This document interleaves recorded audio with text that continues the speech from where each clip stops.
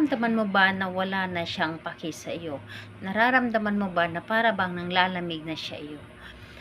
Gusto niyo bang matataranta siya dahil gusto kanyang makita at makasama? Hello mga guys, kumusta kayo? Panibagong araw, panibagong video na naman tayo. And sa araw na ito ay isa na namang video ang aking ituturo sa inyo na simpleng gabay o simpleng pamamaraan na makakatulong sa atin. At bago ang lahat, gusto ko lang mag-disclaimer sa mga taong hindi naniniwala at hindi gusto ang mga kagaya nitong video. Please skip this video and maghanap kayo ng videos na gustong gusto nyo dahil ang video na ito ay para lamang ito sa mga taong naniniwala and gusto mag-try. Sa lahat po ng mga nagko-comment dito sa aking video dito sa loob ng aking channel, mag-ingat sa lahat ng mga nagre-reply sa inyo na dinadala kayo sa kanilang WhatsApp and Imo app upang makaiwas po tayo sa scam. Ngayon po ituturo ko sa inyo paano siya may paki sa inyo muli. Yung tipo nararamdaman ninyo na para bang wala na siyang paki sa inyo, hinahayaan ka na lamang niya at ikaw naman yung nagmamahal sa kanya, naghahabol parati sa kanya. Bakit hindi mo gawin na siya yung maghabol sa inyo? Bakit hindi ninyo gawin na siya yung laging matataranta dahil gusto kanyang makasama o makikita palagi? Ito ay pwedeng gawin sa parehas ang kasarian, babae ito babae and lalaki ito lalaki, and siyempre naman sa ating babae at lalaki na magpartner, and pwede mo din itong gawin kahit na kayo ay magkalapit at magkalayo sa isa't isa. So, ayun po, dito po is wala kang ibang gagamitin kundi ang sarili mo lamang. Kailangan mo lamang dito na ihanda ang inyong sarili, kailangan mo lamang dito na buo ang inyong loob sa paggawa and paniniwala dapat, and talagang hindi ka nagdududa sa inyong dapat na gawin. And ayun, kapag ready ka na, pwede mo na itong simulan.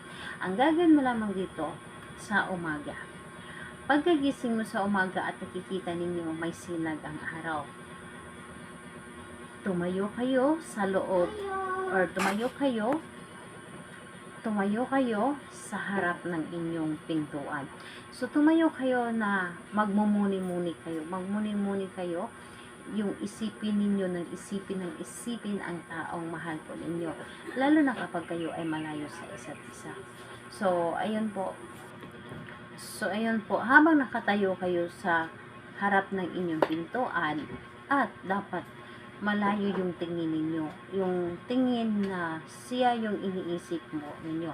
So ngayon, kapag natapos mo na yung mga iniisip ninyo, halimbawa iniisip ninyo na tataranta ka, may pakialam ka na muli sa akin at maghahabol ka na muli sa akin. So sasabihin ninyo, sambitin ninyo ang kanyang pangalan at apelyido at sabihin po ninyo, matataranta ka palagi dahil ako yung iniisip mo at lagi mo akong habol-habulin. So yun po ang sasabihin ninyo, and sabihin ninyo lahat yung dapat na mga positive, lahat ang mga sasabihin po ninyo. Huwag kayong mag-isip na mga negative, dapat po ay positive lahat ang mga sinasabi ninyo. And huwag ninyong hahayaan na magiging negative yung nasa isip po ninyo. Dahil kailangan natin dito is positive ang ating mga ginagawa. So, ayun po, magtatawang ka pwede itong gawin ito sa araw na Tuesday and Friday. Dahil yun po ang pinakamalakas na araw na gagawa tayo ng mga ganito. Pero kung hindi ka makapaghintay ng Tuesday and Friday at nararamdaman ninyo na para bang gustong-gusto ninyo itong gawin at parang hinihina kayo na gawin ito, gawin po ninyo. Wala pong problema. Dahil kung malakas ang ating pakiramdam na gumawa ng isang bagay, mas mapabilis ito mapagana. So, ayan po. Salamat po sa inyo. Bye-bye everyone. God bless.